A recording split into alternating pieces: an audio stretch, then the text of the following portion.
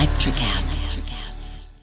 McDonald's meets the Minecraft universe with one of 6 collectibles and your choice of a Big Mac or 10-piece McNuggets with spicy Nether Flame sauce. Now available with a Minecraft movie meal. At participating McDonald's for a limited time. A Minecraft movie only in theaters. The Ego Power Plus Savings Event is on at Lowe's. Right now, get a free Select Ego 56-volt battery with purchase of a Select trimmer, blower, or mower kit. That's a $299 value. Plus, shop today for new and exclusive items you need for your lawn. So get ready for spring with the latest in innovation from Ego, the #1 rated brand in cordless outdoor power. Only at Lowe's. We help, you save. Offer valid through 4/16. Selection varies by location while supplies last.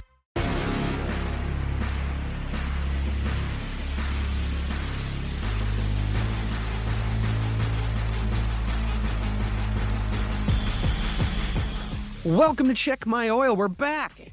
Presented by Missing the Point podcast. I am here with the 2 usual co-hosts of this uproarious, wonderful occasion that is talking about an upcoming UFC pay-per-view. I've got Ben Peake, former professional mixed martial artist and current asshole. I've got Will Cox, former reformed professional gambler and now current professional gambler.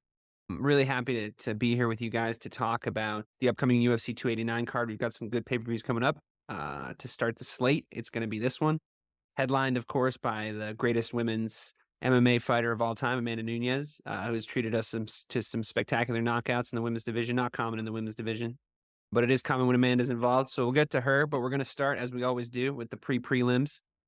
Ben, you're coming in live from fucking Dune right now, right? Today's the day that all of New York is bathed in blood. Apparently, you can't even go outside without chewing the air. How is it there? Things are rough over here, Dave. Things aren't good, but we're getting by, minute by minute, hour by hour. Yeah, and I think it's actually getting worse minute by minute, hour by hour. Certainly. It's almost like the climate's changing or something. Someone should look into that. I'll tell you, I saw Matt's Instagram story, Matt, of this parish. I saw your Instagram story this morning. Very full-throated advocacy of traffic reform in Boston. Ben is surviving wildfire smoke in New York. I got to tell you guys, it's just a Tuesday here in sunny Los Angeles. Yeah, as it turns out, I'm shooting to deal with one of Los Angeles's major downfalls. I ain't not doing well with that at all.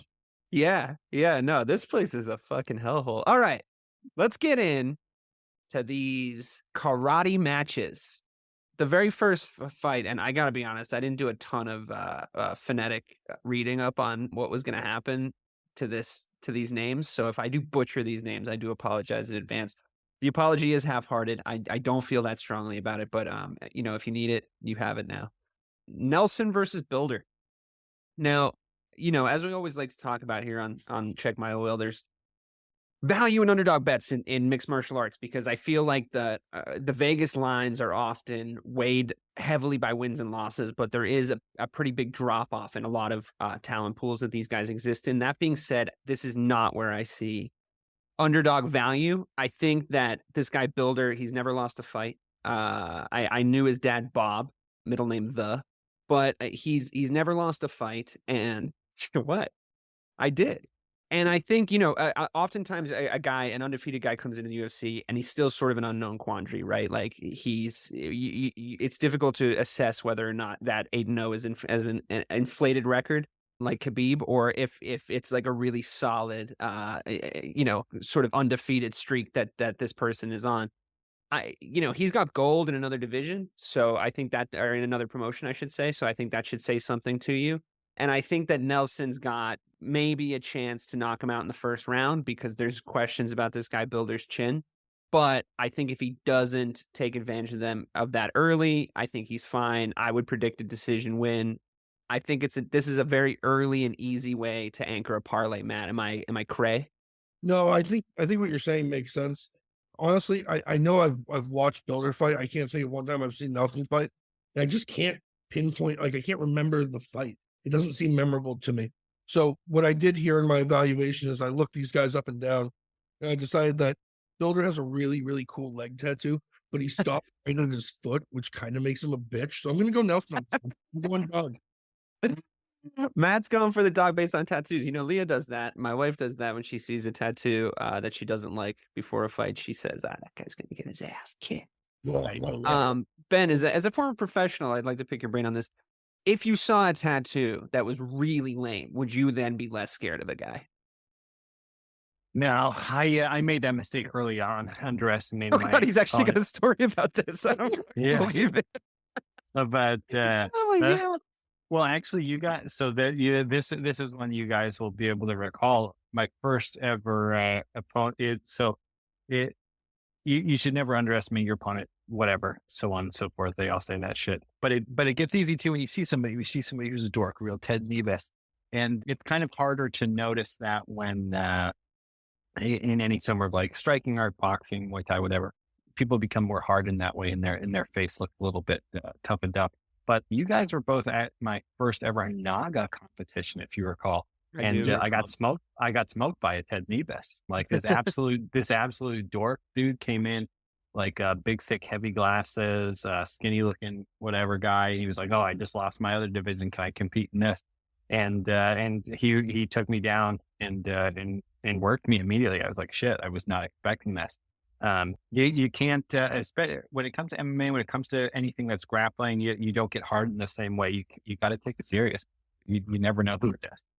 Yeah, they should think of some sort of like truism about that, maybe to do with literature, like don't judge a novel by its spine or something along those lines. I'll leave that to the professionals, but I think I think that there's no way to really judge it. I mean, like look at those memes about like Justin Gaethje. Like there's a goofy picture of Justin Gaethje rolling around where he's got like glasses on and he's got like a goofy smile. It's like, how do I explain to my friends that don't watch MMA that this guy is like one of the best fighters on the planet, right?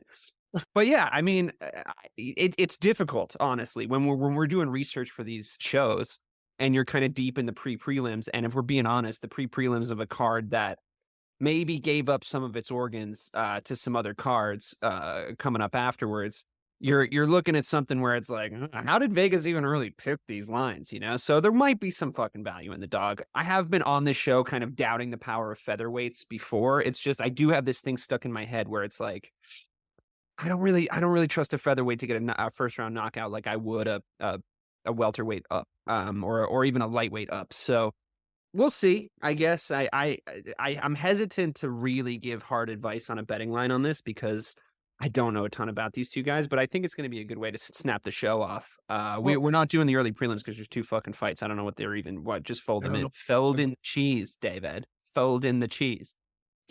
Okay, now I was talking to you guys earlier about how I'm not really schooled on the pronunciations of these names, but Zahabi versus Quilang, I'm going to go with. And then we always end up watching the fucking thing, and like the announcers have actually figured out how to pronounce their names, and I'm like, oh, that was wrong. It wasn't Quilang at all. It was Smith. But I think this is a weird one for me. Matt, I'll start with you. This is a pick'em on odds. I think it's a pick'em from the eye test. Again, they're bantamweights. They're lower down on this prelim card. I'm not 100% sure I would bet on this. I think this has stay away written all over it. I don't really know what Zahabi is because he's like looking at his kind of activity or lack thereof over the last few years. He hasn't really been a consistent fighter. The UFC probably still sees something in him, or maybe, you know, they're keeping him to sort of fill out the roster, you know, if you keep it deep. I'm not privy to Dana White's decisions on these things, like who gets cut, who doesn't. Sometimes it feels like he's cutting really good talent. Sometimes it feels like he's keeping tin cans, and maybe that's a matchmaking thing in order to like get guys wins. I don't know, but he's fought some guys. He's fought Draco Rodriguez. He's fought Ricky Torquois, and I think that like he's a guy that seems to be able to move into decent competition. But on the topic of like things that shouldn't matter but do, the guy who he's fighting's nickname is the Mongolian Murderer. I would have a tough time betting against guy. Kind of scary. I'm going to give it to the hometown boy here. We're in Vancouver, first time in a long time. They tried to stack it with Canadians that I felt like had the advantage, and I just like I see a record like 24-9 in Sando, and it just doesn't have that same vibe of like the Dagestani guy, you know, who's 3-1 over there. I'm just not. I I'm gonna go with Zahabi here. I don't feel comfortable with it. My smart brain tells me I'm not gonna bet on it. My I dumb didn't know brain you had one of those. That's cool. That's absolutely news. gonna bet on this. I will absolutely bet on this. Yeah, I mean, fuck it. It makes it more entertaining. Ben, my question to you is, if your nickname is the Mongolian Murderer, are you the Mongolian that does murders, or do you murder only specifically Mongolians? Ooh, That's a fantastic question. was it hyphenated? Yeah. What? Was it? Hyphenated. No, it's just the Mongolian Murderer. The Man, they gotta Mongolian, the murderer, because he's Chinese. So, like, realistically, he could be either one. He could be attacker or defender.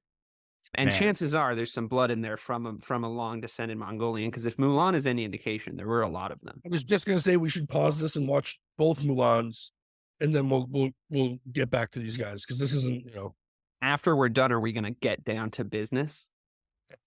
you son of a bitch. Yeah, I mean, like, this is a fucking coin flip. Ben, what do you got? I think Zahabi doesn't really have the wrestling to get this done, to be honest. Man. I think Hui Lang, that's where we're going with here. Sure. I think he's going to overwhelm him with volume. I think he probably takes the decision win here. I think Zahabi, tough guy. He's got how many knockouts? 5 of his last 7 fights, something like that. But again, this is over like 7 times in 5 years, something like that. Some crazy fight. I don't know. I don't think he's going to have the stuff to put away the hungrier fighter. I think Hui Lang comes in and does it. I think I agree, because like the whole hometown thing, like, it depends on the hometown, like I liked the bump it might have given Masvidal fighting in Miami. I like when Brazilians are fighting in Brazil. I think that has like an impact, I think if you're like George St. Pierre fighting in Canada, like, or Conor McGregor fighting in Ireland, or, like these things are a thing. I think if you're like an early prelim fighter fighting in Canada, I mean, look, that's not to say that I think Canada has some of the best knowledge base of mixed martial arts. I think this is going to be a great crowd. I really do. I think because of how big of a deal GSP became in that country, I think it's really elevated their mixed martial arts like IQ, and you can tell shitty crowds. We've had a couple in the past few years, not to name any names, but like Jacksonville, I'm fucking looking at you. These things matter, right? And I think that a good crowd actually can influence fights. I mean, we've had conversations about how bad the judging is. We're actually slated to talk a little bit about that Kai Kara-France decision last weekend, but I mean, fuck it, let's do it now. I think, the judging's so bad, and the refereeing has been guilty of being bad too. We've seen this, the crowd gets impatient because of ground grappling, and it influences the referee, it influences the judges. Ben, over the course of your experience in mixed martial arts, in kickboxing, is it frustrating to try to fight in front of a crowd that doesn't understand what they're watching, that like just wants to watch a bare knuckle boxing match, essentially? Do you feel that? Do you hear that when you're in there at all? Or does it just not, have you tuned it out? Yeah, despite the length of my career, early on, I would say I wouldn't have heard it. I wouldn't have paid attention to it because you're so zoned into the task at hand. But even as my career progressed, and I became completely calm, I was much more aware of my surroundings. I still didn't pay that much attention to the crowd, but to be honest here, I fucking threw bangers, kid. So the crowd, the crowd, like I was getting knocked out or knocking somebody out. So You've never been knocked out. You've never been knocked out. So what? But you get the point. Like I went in there all the time, and I was always down to fight. And I remember one of my last fights in Mound, Minnesota. No, wow. Yeah, Mound, Minnesota. The only thing I had to eat when I was waiting in waves, I hated this. Where I was sitting in this fucking in this hotel in Mound, Minnesota, eating a can of sardines and an avocado. That's all I had before the weigh-in. It was awful, and I was sitting in the room by myself, wondering, when are you gonna give it up, dude? Like, what? Like, haven't we had enough of that? Nobody's even here. It's just too bad that was at the end of your movie, like at the start of Creed when he's fighting in Mexico, like fighting, and it's just like, all right, well, at least it's the first 15 minutes of the movie. It sucks when it's the third act and you're eating sardines in a hotel. Yeah, dude, sardines and I was like, nobody you even know is going to be here. What are you doing?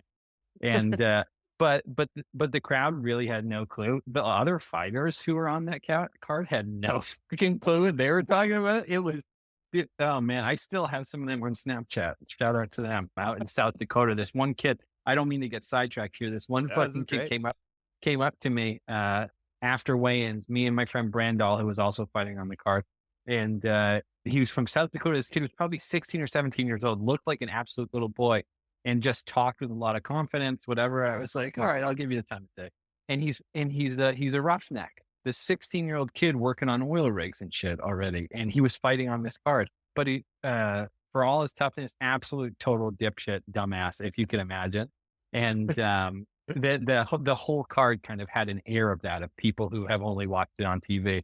But man, I went out there and I fucking threw down. I said, "This is how you do it, Mound, Minnesota." And and honestly, the crowd was losing. So I never had that problem because I threw these bombs, and you can quote me. I think there's something to be said for Ben's experiences in these great places. I feel like I want to sit down with a tape recorder one day and just figure out like a great script that I could put together of like these movies. I already have the character of the 16-year-old in my head, like talking to you about fucking his sister, being like, "Why go down the road when you go down the hall, buddy?" Like I can just see it. Dude. And I followed that kid on Snapchat for quite a while after that, and just seeing his stories of meeting that kid, seeing him fight. He was actually very tough, and then seeing him on like out in the middle of nowhere on this oil rig, fucking huffing it at such a young age. Like it's a big world out there, man. You get a lot of idiots, and they all fight. They all fight. Matt, what are your feelings on the current process of digging for oil in South Dakota? I mean, sorry, what are your feelings on the judges from last week's event? Because I honestly turned it off. The fight ended. I watched the main event. It was an okay card. It wasn't anything spectacular, but it was free. I watched the card. I watched the main event, and I was like, okay, Kai Kara-France won that, and I turned it off, and I went to bed, or I started getting ready for bed, and the wife comes in and is like, "He lost." I was like, wait, what? Like, that's how sure I was that he'd won. So what, like, can you just talk for a minute to me about like how it makes sense that we're still using boxing scoring? How, like, why? Like, this is somebody's fucking bag, dude. This is somebody's money. Like, you're fucking with his career, his rankings, he said this after the fact, his rankings, his bank account. Like, I would be fucking furious. You know, I would need to call customer service. $100,000. That's how much Kai Kara lost on that. Come on, man. So I'm going to be honest. I want to be completely transparent here. I do have a bias thing going on here because I kind of destroyed that card. I kind of bet every fight on a hunch and a whim and won almost every fight except for one. So I took all my winnings and put it on Kai Kara because obviously France is going to win. And it's the inconsistency. Wait, hold on a second. I need to know something here. Are we sure that his name is Kai Kara and his last name is France? I don't know. I thought it was his first name was Kai and his last name was Kara. France. Yeah, I think he married somebody from France, and that's why he hyphenated. I watched a few interviews, and it kind of varies. It's not, I don't think general consensus, but it's one thing that we have this like amorphous goal that judges are looking for. It seems almost like unattainable. Like you shouldn't be punished in a 5-round fight for going the distance. Like it's amazing that you made it that far. It shouldn't be like we're just going to close our eyes and flip a fucking coin now because every judge was looking for something different in the bout. This judge was more focused on damage. This judge was more focused on control of the octagon. This judge, I don't know what the fuck he was looking at because the 4th round was Kai Kara-France all day long. Yeah, I can't believe somebody gave him the 4th round. That's fucking crazy. Fucking unbelievable. And you hear it from these these smaller, fight leagues where they have open scoring, and it's like, if Kai Kara-France knew that one of those judges fucked that up, and he lost that 4th round with one judge, don't you think the 5th round would have looked a lot different? You went to bed. Yes. He won the 5th round, but he didn't push the pace. He didn't punish him.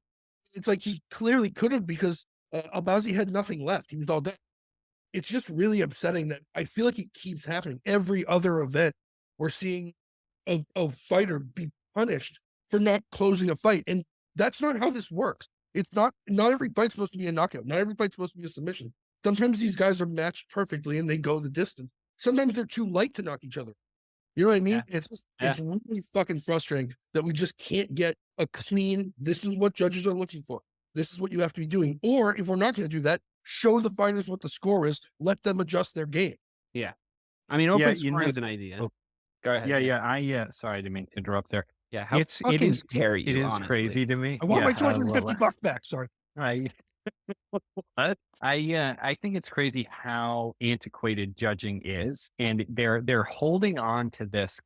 I'm not sure what it is, like that. Oh, they got the best seat in the house, which they truly don't anymore. They don't. Like that is very much a thing of the past. What I think needs to happen is some form of automation where they have these like CompuGroup whatever box thing where they tell you this is the amount of strike, and they tell you that right after the round on television. They don't have access to that information. Like there's no access to, like, you get the thing on the TV that's like significant strike numbers. Like they don't have that, right? Why? Who decides what a significant strike is? Like who asked the fighter which one hurt more? Are you kidding me? Why? Because it looked bad? Well, Because again, I mean, I really think all this shit comes back to the fact that we're basing so much of this shit on boxing, because in boxing, you're doing one thing. You're either missing, hitting, or getting blocked, essentially, right? Like there's some sort of like halfway ones where it's like it could go either way, whatever. But that's a significant strike. It's a strike that lands, right? Now, in this sport, and the other thing, to go back to the boxing thing, the other thing is you got 12, 15, 10, 12, 15 rounds to judge on, right? So you're going, he got this. It makes sense to go round by round because you're going, he got this, he got this, he got this. In MMA, you got 3 or 5 fucking rounds, right? 3 rounds. Eliminate round scoring would be my first thing to do. Secondly, the 10-8 system, gotta go. Thirdly, put them in a room with a bunch of monitors. And one of the monitors has no coverage, like no commentary, no graphics, no nothing, just the fight. One of the monitors has the graphics on it. One of them has this. Fourthly, or I don't know what I'm at now, 12 of them, 15 of them, not 3, 15 fucking judges, right? And like, then you can have majority wins and it doesn't matter, right? Because it's like, we need a consensus. We can't have one idiot ruin somebody's fucking career, right? So make it a jury, it's like no more judges, juries now, right? Right. I mean, and have them know what the fuck they're doing. Like some of these guys you see, and it's like, why? How did you get this job? Like, and also we say this about other sports when we talk about referees and stuff. It's like there's got to be accountability. Like some sort of stick a microphone in their face afterwards and ask them why they did this shit. Why they judged it the way that they judged it. Even if you want to block out their face or something and make them anonymous so they don't get like fucking assassinated, that's fine. But you got to explain. You got to explain.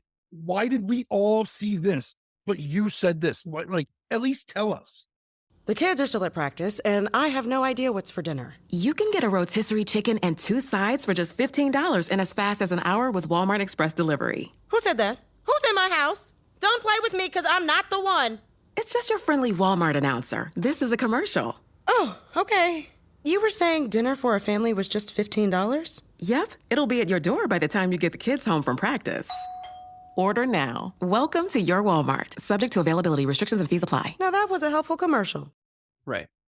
There's nothing worse than seeing somebody with a job where they're allowed to egregiously fuck up. Because if I egregiously fuck up my job, like there's consequences. So it's like the weatherman before there was real meteorology. It's just like, oh, good. It's like the weatherman now. What's meteorology? They fucking made that shit up. They're like, it's not gonna rain tomorrow. Rains. That's astrology. It's the same. I don't trust ologies. That's why I never go to a doctor. All right. I just want to take this 1 second to shout out USA Muay Thai here because last time I was I cornered for USA Muay Thai in Arizona when I was living in LA, and they showed on the television right in front of everybody who won each round. And so then you're like, okay, fuck, we're behind, whether or not you agree with it or disagree with it. Now you're like, okay, you can't get on your bike here. It's the case. It's time. It's time to go. Yeah. No, that is the fucking way. Create a better product too. Like, isn't that? It would. Nobody's coasting in the 5th round. You know what I mean? Like, and then it creates that tension. Like, if you're doing what Ben's talking about, that open scoring system, it creates that tension of like the other side of the coin. Oh, I'm ahead. I'm winning. Let me take my fucking foot off the gas. The other guy knows he's not. He's coming for you. The dynamic of the fight changes in the last round then, Whatever. Absolutely. Fucking Dana White. They're never gonna get it right. And then Dana White talks to Cara France, after the fight, and he's like, "Yeah, I thought you had it too." Like, hey, fuck stick, it's your product that I they're know. like. I know. You're like, there's nothing I can do about that. Sorry. Maybe one less fucking Friday where you eat a waffle, and how about you go fix the fucking make a universal commission or something. Like, Yeah. Dude, I really cannot stand it.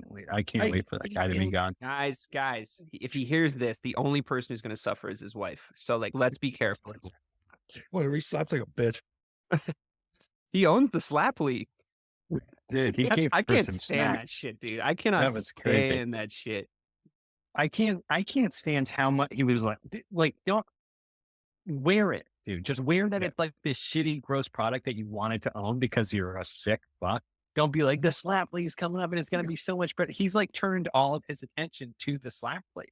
Like, dude, Like, TikTok has shown this video 6 billion times. It's like, yeah, we didn't ask for it. It's just Well, because I think he owns the slap league is my theory. He doesn't own the UFC anymore. Like No. when the whatever Oh, their that's names fair. were, the Fertitta's fucking the Duffer brothers or whatever fucking sold their stake to Zuffa. Zuffa owns it now, and he's just employed as the CEO. So no, like, I don't bet think the it's slap Zoop league anymore. or I like whoever the fuck they sold Endeavor. it to. Yeah, Endeavor. WME. Yeah, sure. But he's just an employee. Is my point that you're fucking derailing. All right, moving on. Just fucking. Why don't you see the forest through the fucking trees, man? All right, I'm not their fucking corporate lawyer. I don't know their fucking names. Jesus Christ. well, who's fighting next? Miranda Maverick and Jasmine Jasudavicius. They're Jasudavicius. flyweights. I don't know the women's weight. No, we've watched. No, Miranda. I know these women. I just know that I get confused because I know that there's like 2 weight classes in the women's divisions, and there's one that's big girls and one that's not so big girls. Well, let's see. We get fly, straw, feather. Are you talking to your FBI agent right now? Sounds like There's a like flyweight, and a codes. straw weight. Yeah, but which one is really heavy of those two though, right? No, there's featherweight too. Featherweights, there's 145 in the women's division, which like I think only Amanda Nunez fights at. I think it's just her punching herself. Jasudavicius is big and slow. I think that maybe Maverick can be elusive and follow that, but she's also like not super smart from what I've looked at. She's got good takedown defense. I don't know what's going to happen here. I'm probably going to go with Vegas. I'd say Maverick, but anything can. I also just watched Top Gun Maverick for the second time on the plane on the way back from Hawaii, and that's how you're supposed to say it, by the way. Melbourne. It was just as good the second time, if not better. Because I don't know. Have you guys ever had that experience where if you watch a movie on a plane, it's like more poignant for some reason? Is it the air? I don't know. I think it's the 15 gin and tonics I have. Right. It's the booze. It's the booze and the fear of death. I don't know. What do you got for this, Matt? What do you got for these two? Dude, I kind of. ladies. I think the line's fucked on this. I don't like plus 250. It makes me want to go to Jasudavicius. She's home. She's from Vancouver, right?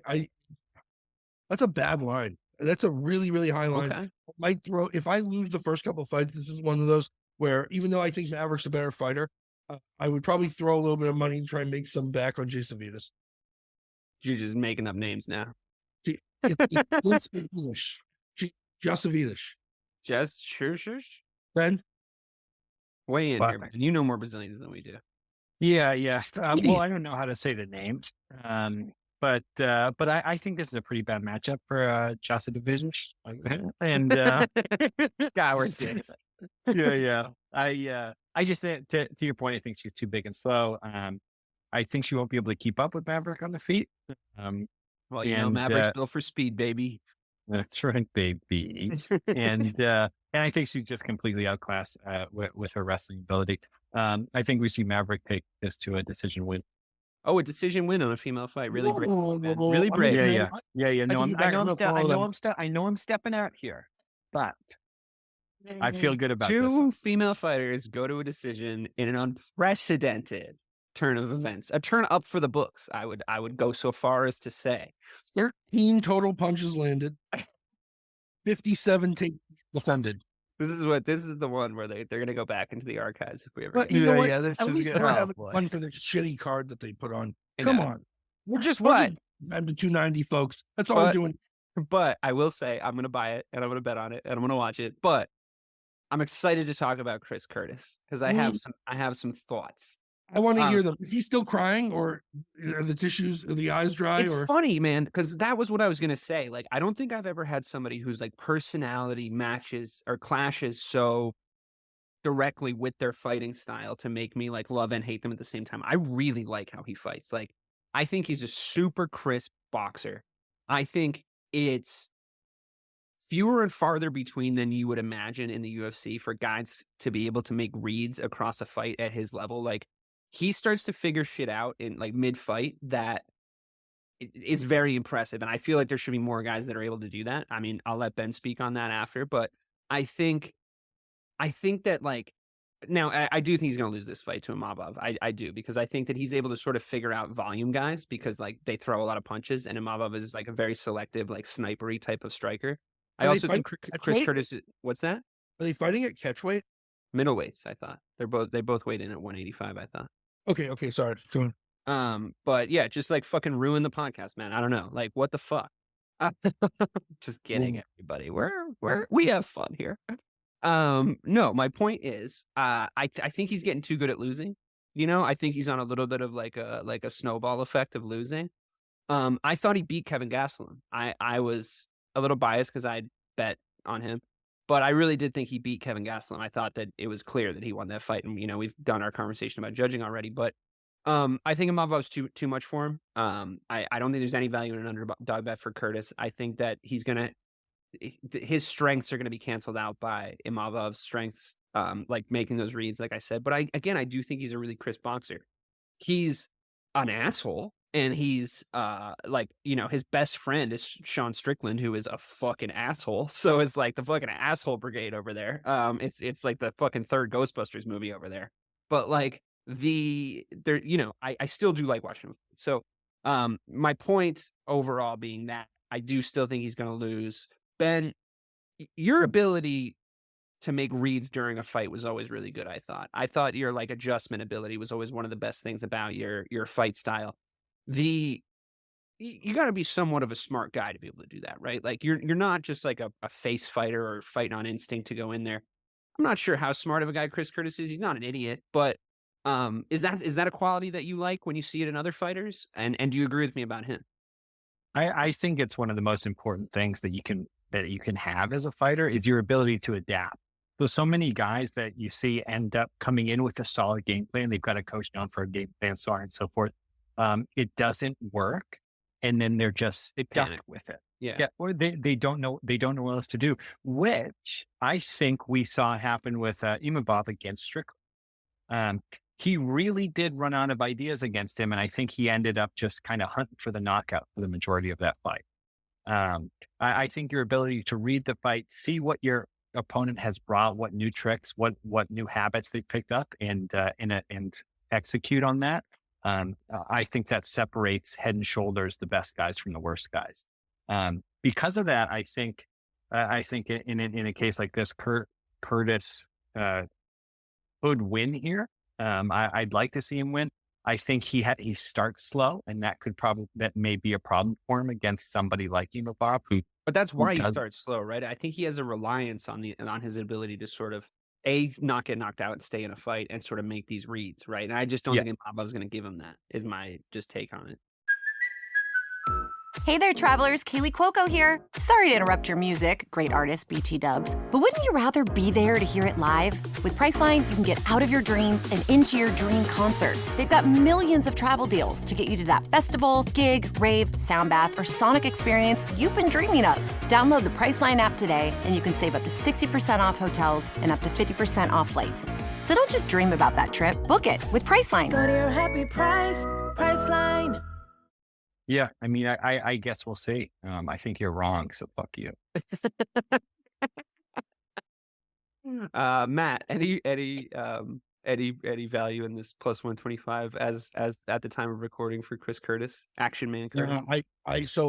Here's a couple of things. One, I think that we saw Imavov literally run out of ideas for Strickland after Strickland has just come off of like a really embarrassing loss, and we all hate Strickland. So in turn, we don't love Curtis. I love watching Chris Curtis fight. I do agree that he got robbed in the Gaslam fight. Like, he took an illegal shot that completely changed the whole Yeah, face. the headbutt, the clash of heads. That's what I was trying to remember. Something happened. Yeah, Clash of heads, right? Yeah, and it didn't get called, which is such like that's just a failure by the fucking referee.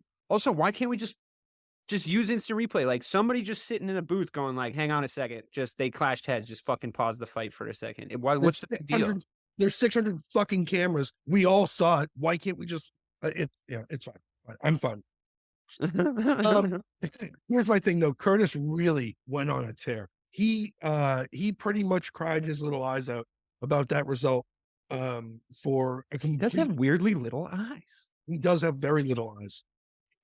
If I'm Chris Curtis and I think he's an immensely talented fighter, and I'm gonna react like that to a fight that I lost, and I'm coming out, he better fucking win this fight.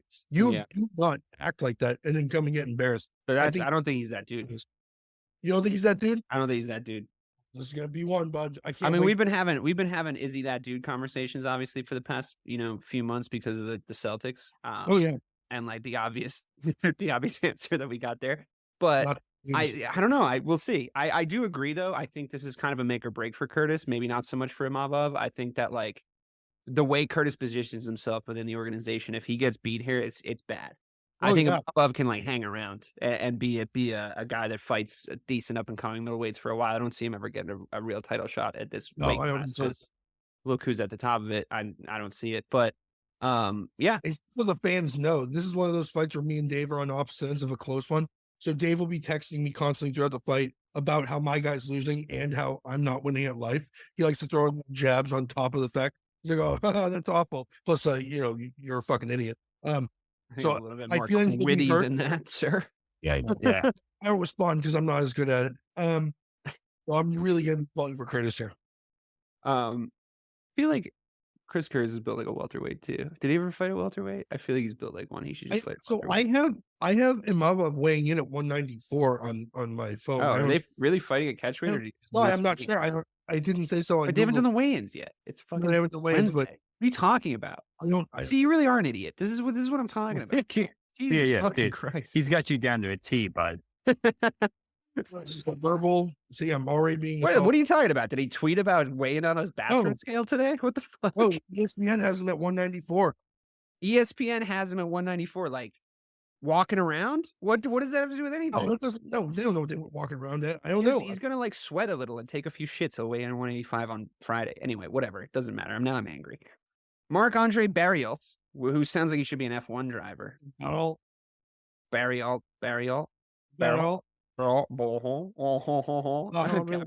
In French. Make sure to put a caption in there. Laughs in French. Eric Anders, I fucking hate this guy. Here's why. One of my early adopted fighters that made me lose a bunch of money. This motherfucker, I saw one thing about him, and I would love it if you could guess one fact about this guy that made me want to bet on him every single fucking time. And then I would forget that he like lost me money before, and he would go into a fight, and there was always the same little factoid that they tell you about him. Matt, can you guess what it is? I don't know. What is it? He went to the University of Alabama, and he played sports there, right? And I was like, he's like a fucking D1 athlete. Like, whatever's if I didn't know the name of the guy he was fighting, I thought that was going to edge it every single time. But here's the problem, mixed martial arts guys, and this is a lesson, and I'm going to have Ben speak on this too. Our other friend, Alex, we would always argue. He would say the stupidest shit. He'd be like, oh, if Ray Lewis went in there just on athleticism, even if he didn't know what he was doing, just on athleticism, he would win a fight with any of the best guys at his weight. It's completely fucking ludicrous, right? It's absurd. We just saw this true Geordie guy, who's admittedly a big dude, talking about how he's got so much weight on Conor McGregor that he would just like pick him up and throw him. And it's like, dude, I'm sorry. Like, you don't like Conor McGregor. Cool. Like, lots of people don't. Like, he weighs a lot less than you. I agree.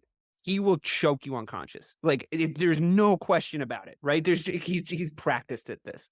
The problem is, I've noticed, if you're really athletic, you rely on that. And if you rely on that, right, because it's your instinct, you've been doing it your whole life. You've been faster, stronger, bigger, whatever it is. You put yourself in a position where you're like, I'll just explode out of this, right? everybody's got a limited reserve of energy, first of all. Secondly, that's a really good way to hurt yourself. And thirdly, if you're doing it the wrong way, the guy on top of you knows that, he's just going to keep you there or fucking put you to sleep or whatever happens in the given situation. So Ben, you were athletic, right? You were an athletic fighter. You're explosive. But I don't know if that was ever really what you relied on, right? It's not like you came from a background of playing fucking football at like a really high level or something. It was like you had strength and speed and size and stuff, but I'm sure you came up against guys, at least in the gym, that were like, I'm fucking strong. And I would just love to hear how that goes.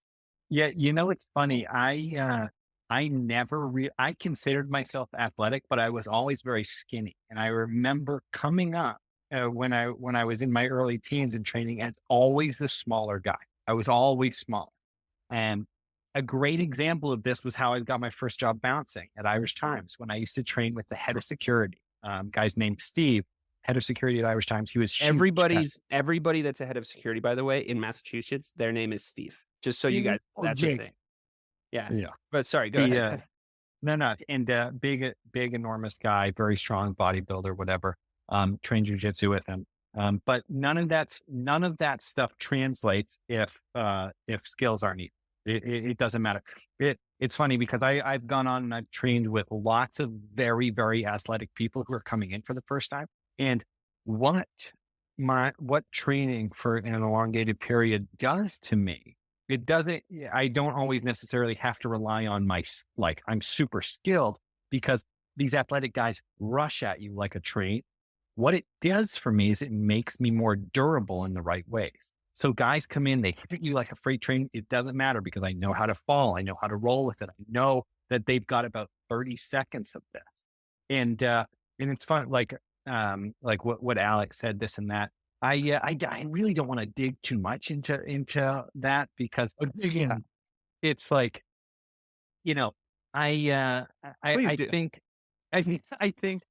I think that, you get a mixed bag of guys who know that they're athletic, but they're not assholes about it. But then you get an even larger bag of people who are athletic, bodybuilders, whatever, and they are assholes about it. So there have been so many times throughout my career where I've seen these huge guys come in. I remember every time I tell a story like this, I think about this guy who came in and literally said he was undefeated in street fights. The stupid fucking thing that somebody says in a gym.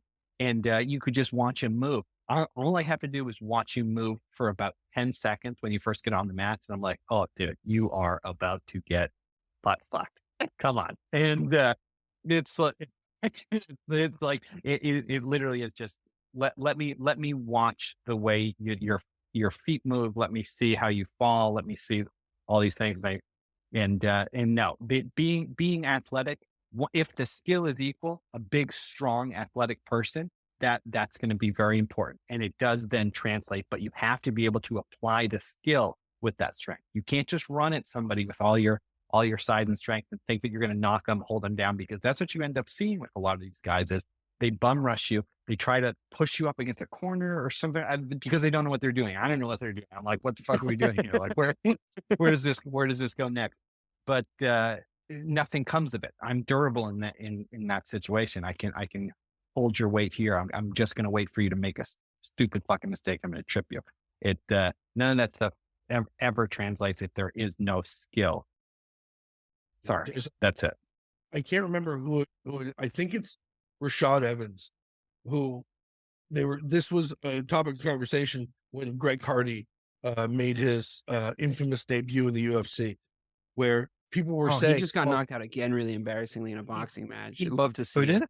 Greg Hardy. He was the guy who beat the shit out of his wife and got drummed out of the NFL. One of the best defensive ends for probably 3 years in the NFL. He was an all-pro. Could not make the transfer. Tai Tuivasa embarrassed him. That was brutal. But I think it was Rashad Evans. I'm not sure who it was, but what he said is there's different types of being in shape. There's basketball, there's NBA level in shape, there's NFL level in shape, and then there's wrestling shape. And those two guys have no fucking idea what it's like to be in wrestling shape. And if you've ever wrestled with somebody that knows what they're doing, like Ben, when we have no idea what we're doing, it is scary. First of all, it's suffocating because you can't breathe. And it is exhausting because the pressure is constant. Yeah, you get tired immediately. Anybody tired that says of like Ray Lewis runs 10 yards and hits somebody, so he knows he'd be great. Like, you're an idiot. Like, you have no context for why don't you tell me the difference between Cantonese and Mandarin too? Like, you have no idea what you're talking about. Okay, well, don't ask These me guys in the UFC are premier athletes. It's not like it used to be where guys are coming off the street and getting their ass kicked. They're premier athletes. Their endurance is high. I saw someone say something. I forget who said this, but it was some clip I watched or something that. So apologies if I'm not giving the right credit, but it was essentially like, if you want to learn how to win like 90% of street fights, if that's all you really want to do, like you don't need to like, compete or do it every day or whatever. If you want to just learn that, is if you learn how to defend people throwing punches and you get in decent cardio shape, you can win like 90% of street fights because you can just wait for most people to just gas themselves out. Like they just start throwing punches and you just wait and you just block for a little bit and like and you just keep calm and then you go like, okay, and then you can beat the fuck out of them. And I feel like that's pretty salient, to be honest, because I feel like the amount of street fights I've seen of untrained people probably rivals the amount of trained fights that I've seen in my life. And I think they get tired. Like that's what happens like most of the time. They fall on the ground and then it's like, all right, guys, break it up. But yeah, I mean, that's not to say as much as Eric Anders did spark a conversation, I think that he is not this. I think he's a trained fighter. Like he fights at the UFC level. But I do think Barriault's going to beat him. I think he's more complete. I like his resume more. I think this is a no-brainer of a bet. I don't think Eric Anders has a chance in this fight. I hate the fact that he's only minus 150 or plus 125 or whatever it is. I think it would be great if we had a little bit more value on this. But yeah, unless anybody thinks differently, I'm going to move on to Dan Ige and Nate Landwehr. Maybe even go with him to finish it before it ends. Maybe. Man, you're going to give me a fucking method of victory bet to bet and lose immediately. Dan Ige, he's a weird guy. He lost 3 straight. Then he fucking knocked Damon Jackson unconscious. I think he's got a hell of a punch in him. I think he's a good fighter, but he's maybe a good fighter from a bygone era. I like him. I think he's probably going to win this fight, but if there's any value in any underdog bet so far, I think it's Landwehr. Matt? I completely agree. Nate Landwehr, anybody that's ever watched him fight or heard him speak, he's one of the dumbest fighters in the UFC. But man, oh man, he's an excellent, excellent wrestler. He's really, really good at jiu-jitsu. So if Ige doesn't take him down, or I'm sorry, if Landwehr takes him down, it's going to be a real problem. Ben? Yeah, I'm going with Dan Ige on this one just because he's been around for a long time. I like him. He's been in some wars. I think to your point, maybe he's just not going to be here for much longer. Part of an older class of fighters, but I think it'll be exciting regardless. So I wish you the best. I was never really a runner. The way I see running is a gift, especially when you have stage 4 cancer. I'm Anne. I'm running the Boston Marathon, presented by Bank of America. I run for Dana-Farber Cancer Institute to give people like me a chance to thrive in life, even with cancer. Join Bank of America in helping Anne's cause. Give if you can at BofA.com/supportAnne. What would you like the power to do? References to charitable organizations is not an endorsement by Bank of America Corporation. Copyright 2025. There you go. That's nice.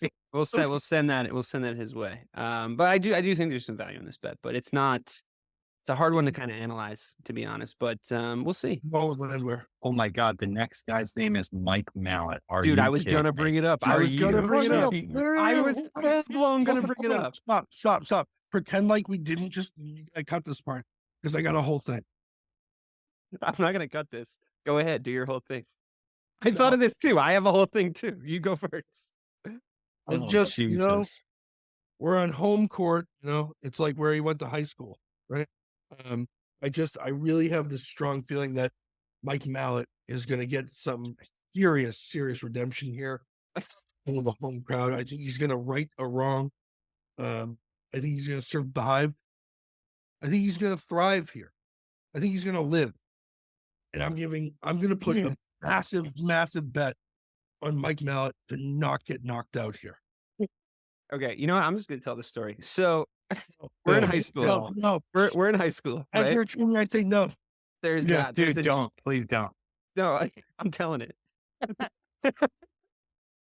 This is the listeners are very confused. I got to give them context.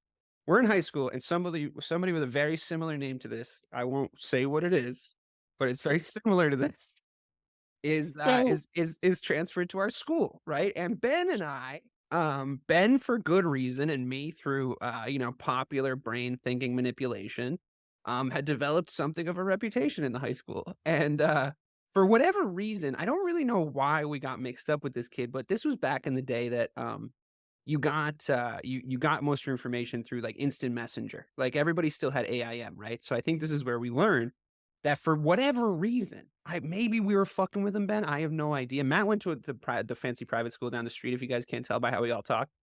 But he went to the fancy private school down the street. Me and Ben were in the fucking public school jungle. And we got a message from someone. We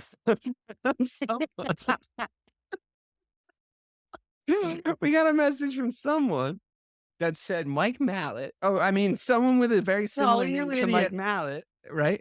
Is going to come into school tomorrow and shoot you and Ben, or Ben and you, depending on who they were talking to. And we were like, now as adults, I feel like it'd be like, oh, that's a very serious allegation. We should really address this with like, we should really, think about this seriously. But at the time we were like, let's fucking see. So Ben and I go and find this kid like early in the day. And we go, hey, Mike, hey, sir, with a very similar name to this fighter. We're like, hey, buddy, what gives? I heard you're going to fucking shoot us. And I shit you guys not. He reaches into his pocket. Ben and I look at each other like we have miscalculated. Well, fuck. No, this is a true story. This is exactly how it happened. He pulls his hand out of his pocket and he has made his fingers into a shooting gun shape. And he goes, oh, wow, to us. And honestly, that was so fucking weird that we just sort of left. We were like, okay. We kind of never fucked with him again. Honestly, okay. Well, no, actually, now that I'm remembering it, I was gonna say we're not gonna tell that part of the story. Yeah, I was gonna say we didn't, but yeah, I guess we did. Sorry, oh, guys, man. I don't know shit about these two. You're doing charity work and taking care of homeless puppies. What are you guys doing? Mike, Matt wasn't here for any of that. Mike, but I listen, think he's fighting a guy named Adam Fuggett. Yeah. And I'm honestly cheering for Mike because I owe him one. So, Matt, what do you got? No, on a serious level, Mike Mallett's an excellent fighter. I think he's the number one contender. He's fighting on his home in his native land of Canada. I just heard an interview with him today. He's a real weird guy. He's got some of the best coaches in Canada all on his side, but he also has a mentalist coach that like keeps his mind clear, who also works with like top CEOs, top professional athletes and NHL players, obviously because it's Canada. I really do think mentalist. Yeah, I've seen the show. And you know what? I haven't, but I really do think Mike Mallett's gonna really take this one home. Ben, who you got? I feel like it's fucked up if you don't like. Yeah, you got it, Mike. You got my support 100%, bud. Can we move on? I'd bet him inside the distance. Honestly, I think he's gonna get. I agree. I agree. All right, the most interesting fight on the card. You do a podcast with guys you know in a long time. Like shit like this comes up. I'm not saying we were the best people in the world when we were fucking 70. All right, who was? It's just too bad that you guys didn't get better and I did. Just as a person. But here's the thing. This is the most exciting fight on the card, the next fight. Beneil Dariush against Charles Bronx Oliveira. Oliveira has a rabid fan base at this point. I think his rise, his streak, the kind of guys that he fought, and the ways that he put them away, like all these kind of Babe Ruth, let him throw 2 strikes before I crack one out of the fucking park moves that he was doing, where you just couldn't, like, he had that dog in him, and it's like, then you start reading about like how they train down there, and like you see the video of what his favela looked like when he was a kid and all this shit, and it's like, what's not to like about him, right? I think the performance against Islam was like so disappointing though, that it really did kill his stock, in a way that like it was surprising to me considering how high the stock was. It's weird he didn't get the immediate rematch, but it was a pretty definitive loss. I think that's probably why. I think that is pretty usually why the UFC does this. But I think this is a chance of redemption because he does fight killers, and Dariush is a fucking killer. Like, he is a certified fucking killer. He's really good. His last fight was a really good knockout. I do forget he exists a lot because he kind of reminds me of like a history teacher or something. And I there's something about him as a person that is like incredibly unmemorable. I'm not really sure why. And it's not fair. But he really does look like he just parked his like Ford Focus in the faculty parking lot, and he's walking in and he's going to teach you about biology. And I just like, I don't know. I know he's a dangerous man, but I got to bet Oliveira on this one. I'm riding with Charlie. And guess what? More money comes in on Dariush every day that I look. The fucking odds are going in Charlie's favor every day. I mean, our favor if we bet him and win, I should say, because he's becoming more of an underdog as we go. Man, Charlie again, Bronx, he's coming back, right? Dude, I have to 100% agree with you. I think so relieved. It's so weird because Dariush is such a good fighter, but he just gets overlooked so easily. And Charles Oliveira was just asked about his last fight against Islam, and he said he didn't even rewatch it because that wasn't him in the ring. And what we said after that, no, it was him. We should tell him. Yeah, there's video. That lost in translation thing. He's like, I wasn't in there. I never lost. Wasn't even me. It was the Oliveira that like lost 9 fights. It was like the old Charles Oliveira before he figured out his game. It was really awful. Yeah.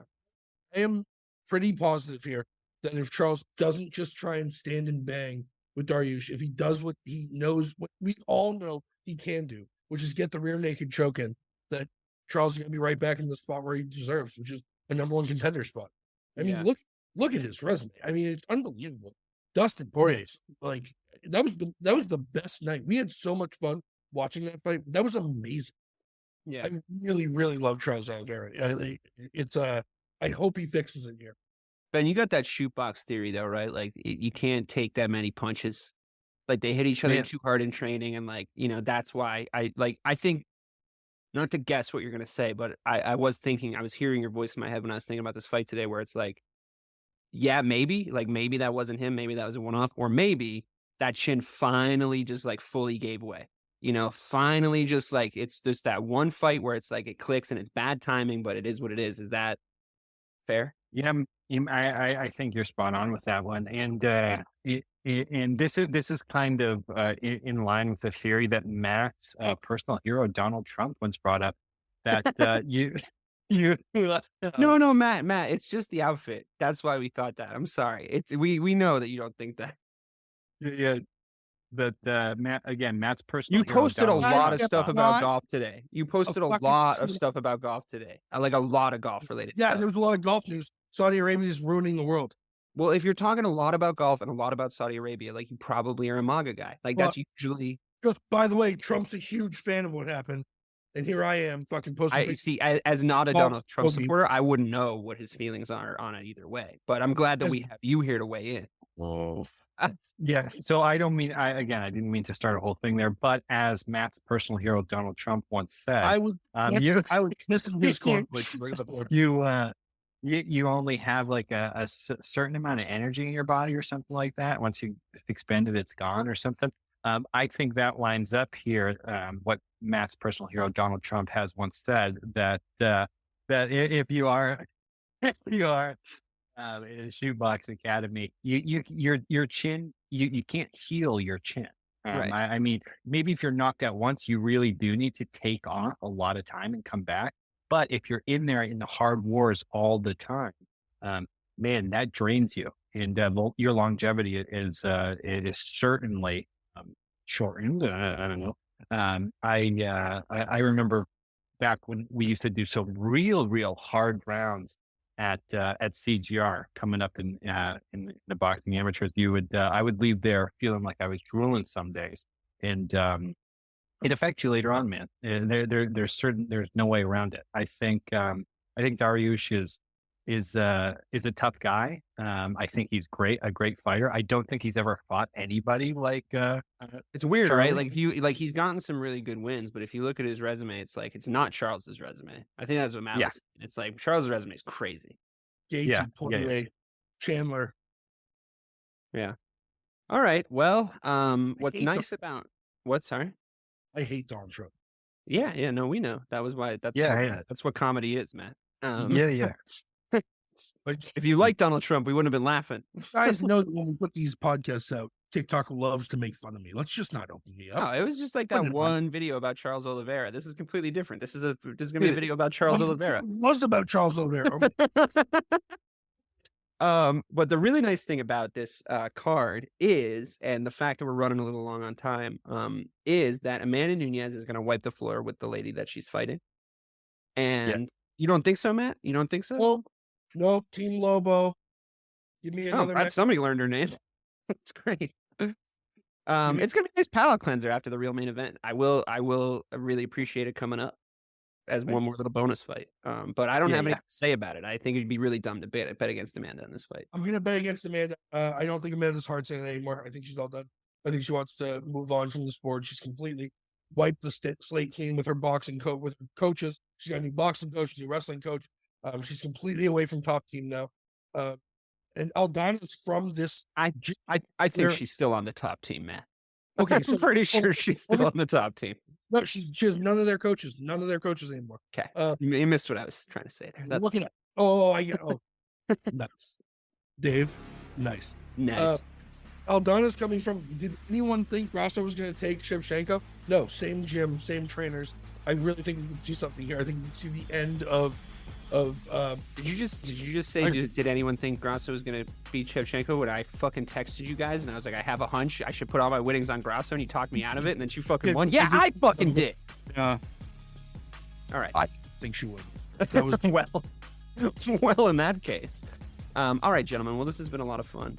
We've laughed, we've cried, we've reminisced about our time together as young, pubescent stallions rollicking through the fields of our youth. And I really appreciate you guys taking the time to talk about UFC 289. This has been, and always will be, Check My Oil. Sounds right.